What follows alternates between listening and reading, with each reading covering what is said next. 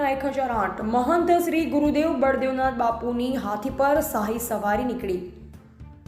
61 દિવસનું મૌન વ્રત પૂર્ણ થતાં કાંકરેજ તાલુકાના નાથપુરા ખાતે આવેલ શ્રી વડેશી માતાજીના મંદિરેથી હાથીની અંબાડી પર બાપુની શાહી સવારી નીકળીને દેવદરબાર જાગીરમઠ ખાતે પહોંચી।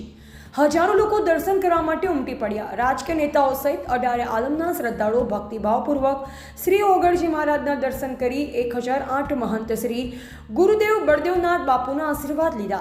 ઢોલ નગારા શરણાઈ સાથે બેન્ડ બાજા સાથે અબીલ ગુલાલની છોડો વચ્ચે બાપુની શાહી સવારી નીકળી। લોકો મોટી સંખ્યામાં ઉપસ્થિત રહ્યા હતા। એવા જયંતિભાઈ ઠક્કર, સિહોરી, કાંકરેજ। દેવદરબાર જાગીરમઠ ખાતે જ્યારે હું મારા મનમાં એક એવો વિચાર આવ્યો અને ઓગણજી મહારાજ મારી વાતની પ્રેરણા એવી થઈ કે બેટા